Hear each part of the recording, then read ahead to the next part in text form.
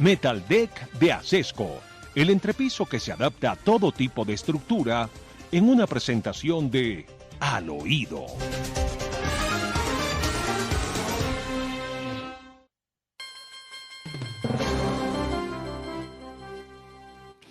Bueno, Demar, usted es una persona muy joven y no tiene por qué recordar de primera mano lo que pasó en el proceso 8000.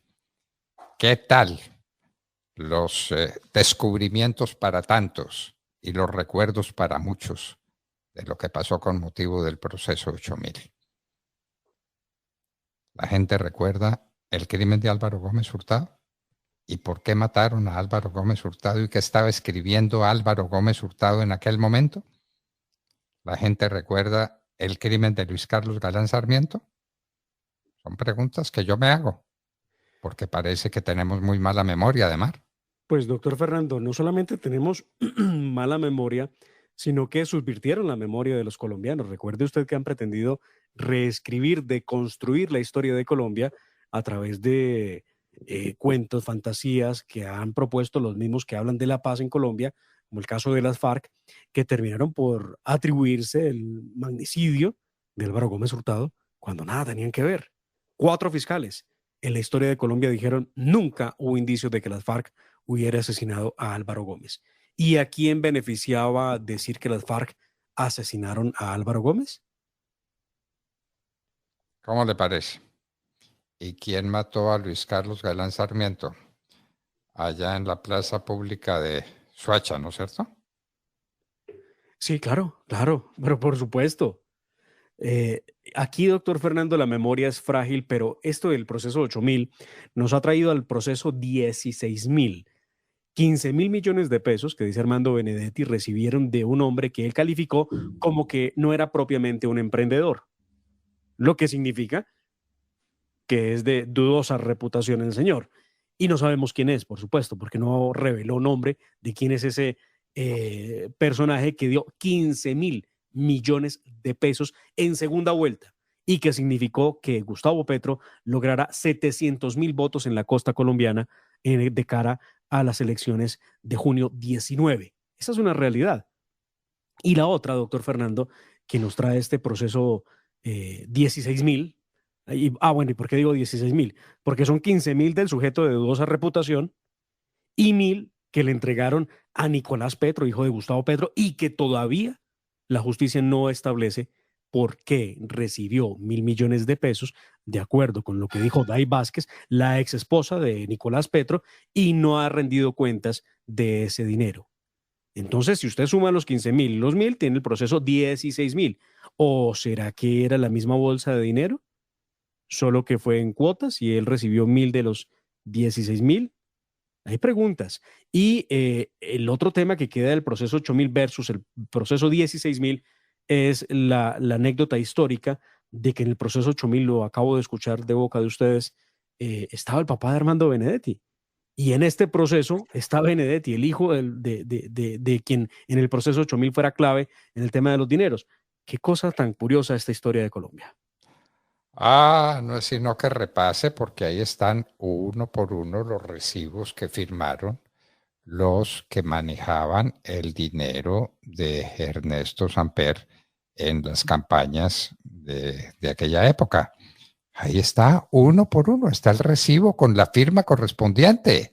Esto no es una sospecha ni es una reconstrucción de memoria. Ahí está la firma. Ahí está la firma de Benedetti, como está la firma de tantos otros. Repase ese proceso. ¿Quiénes fueron los que firmaron en cada departamento por llegar un bulto de dinero para hacer propaganda de última hora, para comprar conciencias, para hacer lo que hicieron con el proceso que terminó en la elección de Ernesto Samper Pizarro? ¡Qué horror! Pero mientras hablamos del proceso 16000, entre tanto, Gustavo Petro hace oídos sordos, con él no es la cosa.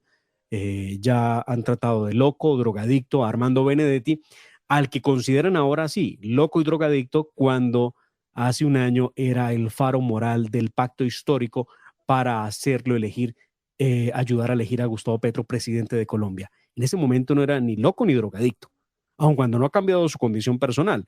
Lo cierto, doctor Fernando, es que escribió Benedetti un trino, oiga esto, y lo borró posteriormente, donde decía que querían crear la narrativa sobre él, de que era un loco drogadicto, para deslegitimar lo que diría más adelante.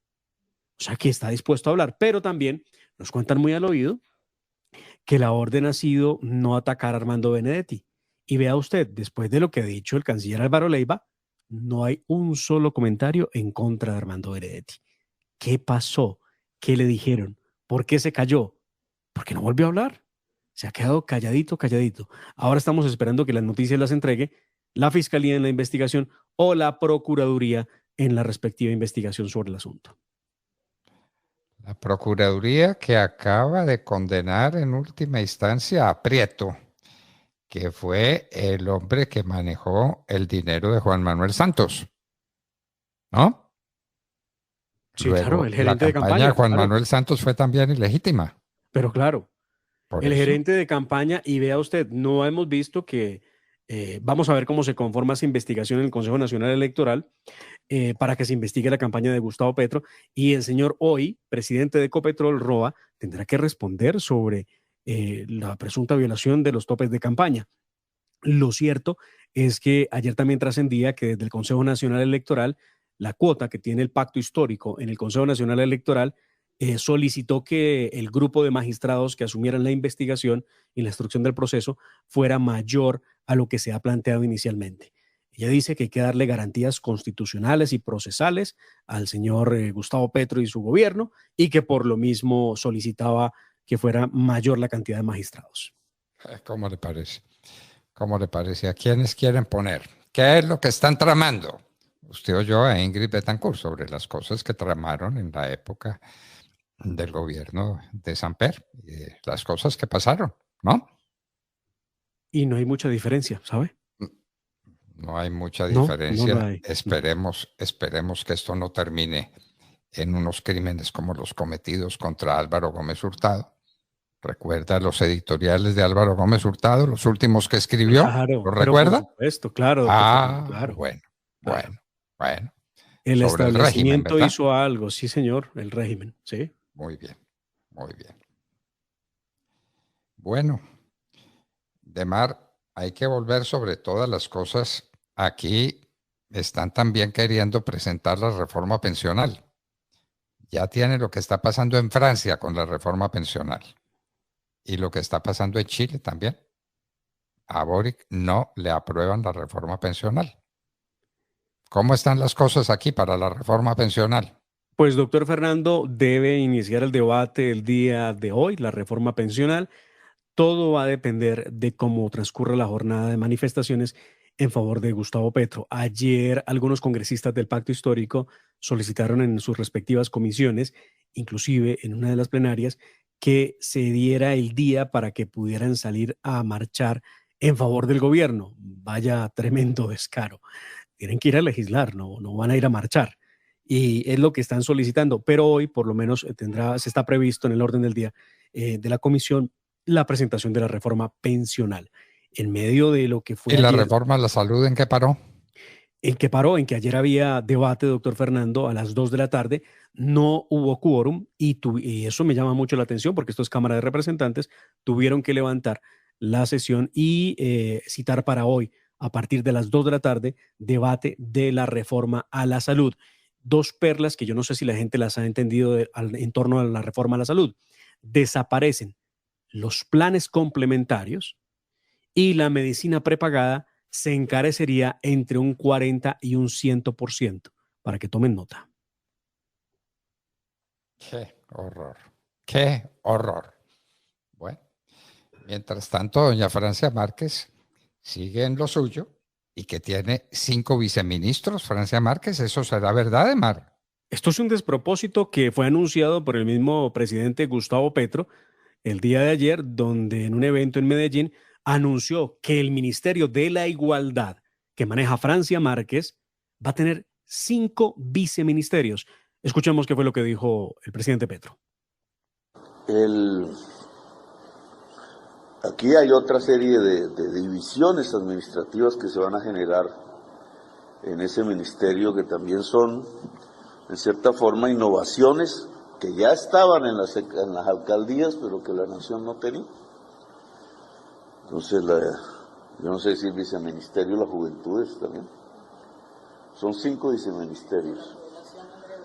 Entonces, eso aparece por primera vez en la nación. Uno se dice, ¿por qué? Pues hasta ahora, cosas como estas, pero así es. Entonces, el viceministerio de las Juventudes. No recuerdo si hay uno LGBTI más Q. Me tienen que explicar qué significa el más Q, porque yo perdí la cuenta siendo alcalde de Bogotá. O es una dirección. Hay una serie de direcciones, sí, la población en discapacidad. Un poco los grupos poblacionales que han sido agredidos por la desigualdad, que igual son agredidos por la violencia, porque esos conceptos están. Bueno. Doña Francia Márquez al fondo le dictaba cuáles son los viceministerios. 5 viceministerios, doctor Fernando. Cada viceministro, sin el ajuste que acaba de hacer el gobierno Petro para funcionarios públicos, devenga cada viceministro en promedio 11 millones de pesos. Esto nunca se había visto. Eso no se había visto nunca. Cuando yo tenía los 2 ministerios que se fusionaron, el Interior y Justicia, tenía 2 viceministros. 2 viceministros de mucha calidad y de mucha altura. Una mujer que ahora está pues siendo muy recordada en la televisión, la Paca Zuleta, y nada menos pues que quien debió ser presidente de la República y no lo fue, porque no quiso serlo, no, porque no se lo permitieron. ¿Recuerda usted quién era mi viceministro de Justicia? Rafael Nieto Loaiza, claro, doctor Fernando. Rafael Nieto Loaiza. Eran 2 viceministros para manejar 2 ministerios que se fusionaban. Ahora el de la igualdad va a tener 5 viceministros. Demar, me puso usted a escuchar antes de que empezáramos las palabras del director del Fondo Nacional de Ahorro y no salgo de mi asombro, y no salgo de mi indignación y de mi repugnancia. El Fondo Nacional de Ahorro, que es una institución financiera para manejar recursos importantísimos de la nación. Bueno, entonces resulta que el caballero que está ahora en el Fondo Nacional del Ahorro dice que él está ahí es para apoyar el gobierno de Gustavo Petro. No, usted está ahí para cumplir unos deberes, los deberes que la ley le otorga al Fondo Nacional del Ahorro. Es para eso para lo que usted está, no para apoyar el gobierno. Pero lo podemos escuchar, Demar. Pero por supuesto, y para poner en contexto a nuestra audiencia, en una investigación que hizo la W, encontró en un computador de quien es hoy el presidente del Fondo Nacional de Ahorro la evidencia de que la estrategia para conseguir el apoyo de congresistas liberales en el trámite de las reformas del gobierno Petro, con la recepción de por lo menos 250 hojas de vida para puestos que requiere el Partido Liberal en esa entidad. Y de acuerdo con W, se dice que hay por lo menos 100 contratos que ya se entregaron. Y esta fue la explicación que le dio a la periodista al ser preguntado por esos registros. Yo fui a una bancada y Paola se preguntaba yo qué estaba haciendo allá. Pero ¿cómo así que yo qué estaba haciendo? ¿No que yo hago parte del gobierno del presidente Gustavo Petro? Pero entonces tendrían que estar todos los funcionarios del gabinete. Allá estaban los ministros. Claro que sí, los porque ministros, pero claro, no los directores de entidades. Pero es que todos somos parte del gobierno. Entonces le quería decir eso. Perdóneme que quiera aclarar esa situación. Adelante. Segundo, yo, ¿por qué estaba allá? Porque como yo hago parte del gobierno, pues yo tengo que contribuir a que las reformas del gobierno puedan salir adelante. Ese es mi ejercicio, porque entonces ¿yo qué hago en el gobierno? Y luego viene una cosa muy clara, pero absolutamente clara, y es la siguiente. Yo no sé si esos representantes o senadores que están ahí hayan recibido esos puestos o no. No lo sé porque yo no tengo la cuenta, es que es mucha gente. Yo no tengo la cuenta. Pero lo que sí sé es que ellos tendrían derecho a eso. Es que estamos en una democracia pluralista y participativa. Y en una democracia pluralista y participativa, el que gana las elecciones gobierna con su gente. Así de claro. Entonces, gana las elecciones el pacto histórico. Y a ese según usted, repartir mermelada No, esto no es mermelada. normal. No, es una participación burocrática legal. La mermelada son los contratos, eso es distinto. La participación burocrática legal. Hágame el favor. Y él está ahí es para defender el gobierno de Gustavo Petro y para conseguir que salgan las reformas. Pero ¿habráse visto semejante desvergüenza? Está comprando voluntades, está comprando al Partido Liberal y lo compra con puestos en el Fondo Nacional de Ahorro. Pero por favor, ¿y cuánta gente van a nombrar en el Fondo Nacional de Ahorro y para hacer qué? Y que entonces el que gobierna viene a gobernar y cambia todo. No. Los técnicos, los funcionarios técnicos de los ministerios, de los departamentos administrativos, no se cambian, no hay para qué cambiarlos. Si están cumpliendo bien con su deber. Qué horror de mal, qué horror este sujeto. ¿Recuerda el nombre de él? Sí, estaba revisando su perfil, de hecho, hace unos minutos y estoy aterrado porque es un tipo muy instruido, Gilberto Rondón. Es abogado, título homologado en España, es un hombre que estudió además, tiene un doctorado en Derecho de la Universidad Complutense, tiene una maestría en Derecho Público, tiene una especialización en Derecho Constitucional de la Universidad de Salamanca, una especialización en Derecho Penal, y me llama la atención, en Derecho Penal, y diciendo lo que dice, de la Universidad Nacional de Colombia, una especialización en Derecho Administrativo del Rosario, una especialización en Constitucional del Externado, una especialización en Gerencia Pública y Control Fiscal de la Universidad del Rosario. No puedo creer. Con este perfil, esta persona, eso que qué horror. Y él cree que está ahí es para respaldar al gobierno de Petro, no para cumplir unas misiones en el Fondo Nacional de Ahorro. ¿Y cuál es su experticia? ¿Cuál es su manejo en materia financiera? ¿Qué sabe? No, pues, a la vista está que... Pero entonces está ahí para fortalecer el gobierno de Petro y para conseguir que el Congreso le apruebe las reformas. ¿Cómo? Dándoles puestos. ¡Qué horror! ¡Qué horror! Esa es una confesión plena de la comisión de un delito. Pues, doctor Fernando, mientras tanto, no pasa nada. Hace 2 días, doctor Fernando, en Bogotá, se reunieron los gobernadores del país para poder hablar con el presidente Gustavo Petro y exigirle que recompusiera el asunto de la seguridad. Todos los gobernadores están preocupados porque la situación de seguridad del país está fuera de manos. No hay quien la controle. Los grupos criminales son los dueños de los territorios, mientras Gustavo Petro habla de la famosa paz total. Pues resulta que el presidente Petro nunca llegó a la cita. No apareció. No tuvo tiempo para atender a los gobernadores. Normal en el presidente. Qué horror. Qué horror. ¿Y no fueron los ministros tampoco? No, estuvo el fiscal Barbosa, estuvo la procuradora Margarita Cabello, ellos asistieron a escuchar a los gobernadores, pero ese no era el quid del asunto, porque el que está insistiendo con la paz total es el presidente Gustavo Petro. Qué horror. Y no fue ni él, ni fueron los ministros. No, pero ¿qué importa? Es que estaban muy ocupados organizando el Consejo de Ministros de Urgencia que se llevó a cabo el lunes. Recuerdo cuando usted fue ministro, doctor Fernando, ¿a qué hora empezaban los consejos de ministros los lunes? A las 2 en punto de la tarde, hasta que Dios fuera servido. 8 de la noche, 10 de la noche, un poquito diferente. Hoy es un poquito diferente. El Consejo de Ministros arranca a las 10 de la noche y termina a las 12. ¿Qué opina? Bueno, ¿en qué le dijo no a Petro la Corte Penal Internacional? Bueno, esto es histórico.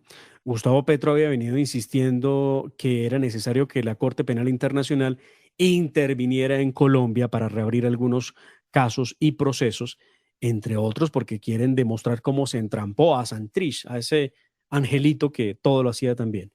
Pues muy bien, la Corte Penal Internacional dijo no a reabrir el examen preliminar sobre Colombia. Escuchamos qué fue lo que dijo precisamente el fiscal de la Corte Penal Internacional que estuvo aquí en Colombia esta semana y habló inclusive con Gustavo Petro en privado.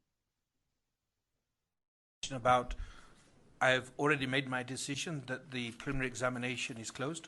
Ya tomé la decisión de que el examen preliminar está cerrado. There are enough institutions here for victims and survivors to go to. Y hay suficientes instituciones a donde las víctimas y los sobrevivientes We pueden have a recurrir work plan. aquí en I'm Colombia. engaged with the HEP, Tienen a la JEP. and so far so good. Hasta ahora las cosas van bien. I don't think we need to take any change course. We need to carry on until we get to the finish line, as I've said, and hopefully that is clear enough. Y no tenemos por qué cambiar de rumbo. Vamos a seguir hasta llegar al final y yo creo que eso ha quedado suficientemente claro.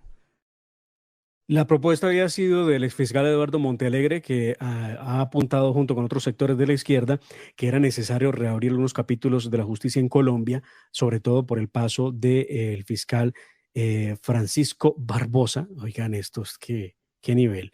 Y también por el paso del fiscal Néstor Humberto Martínez por el ente acusador. Y no por el paso de Montealegre. Por supuesto que no. Claro, no. Qué horror. Qué horror. Claro. Bueno, para terminar de mar, tengo una listica de expresidentes de la República en estos países de América Latina que en este momento están siendo procesados por la justicia. Óigame, la señora Boluarte del Perú ayer rindió 3 horas de declaración. El señor Bolsonaro va a ser juzgado, hágame el favor, porque no le está dando credibilidad a las maquinitas electorales, pero lo van a juzgar. El expresidente Lenín Moreno del Ecuador, el expresidente Cristiani por el asesinato de 6 jesuitas, el presidente Maduro. Maduro está procesado y tiene orden de captura de parte de los organismos competentes a nivel internacional y no lo capturan. Y entonces ahora ya estuvo en Brasil, ahora anda en Rusia, quién sabe qué más países va a recorrer cuando tiene circular roja de Interpol. La señora Cristina Fernández fue liberada de responsabilidad en uno de los procesos que se le siguen, pero tiene más procesos. El señor Guillermo Lasso del Ecuador está procesado. La señora Yanine Áñez de Bolivia está metida en un socavón, la van a dejar morir a esa mujer. Bueno, si usted quiere ir a la cárcel, trata de ser presidente de una de las repúblicas de Latinoamérica. Es la conclusión, ¿no? Qué fuerte. Sí. Bueno, muy bien, muy bien. Y quién sabe si venga el proceso 16.000 y si Gustavo Petro vaya a ser acusado por la Comisión de Acusaciones. Ya los debió comprar a todos, a todos. Deben estar comprados con los recursos públicos, como lo dice el señor del Fondo Nacional de Ahorro. Con los miembros del Partido Liberal, los está comprando, porque hay que defender las reformas de Gustavo Petro. Hágame el favor, con el dinero de los colombianos, con la plata del Fondo Nacional de Ahorro. Y eso lo dice su director, lleno de maestrías y lleno de títulos, pero no sabe uno en qué, porque nadie le dijo que eso que está diciendo es un delito. Bueno, y doctor Fernando, datos sobre la comisión de acusaciones. De esa comisión de acusaciones está compuesta por 18 congresistas, representantes a la Cámara. 7 de ellos pertenecen a partidos o movimientos que son afines al gobierno de Gustavo Petro. 8 son partidos que se han declarado en independencia, pero que han votado con Gustavo Petro temas como reforma a la salud. Y 3 son partidos de oposición. 2 del Partido Centro Democrático y 1 de Cambio Radical. Ese es el mapa en la comisión de acusaciones de la Cámara de Representantes. Muy bien. Vamos a ver esos 8 qué camino toman. Si los partidos llamados independientes van a acompañar a Gustavo Petro en este escándalo del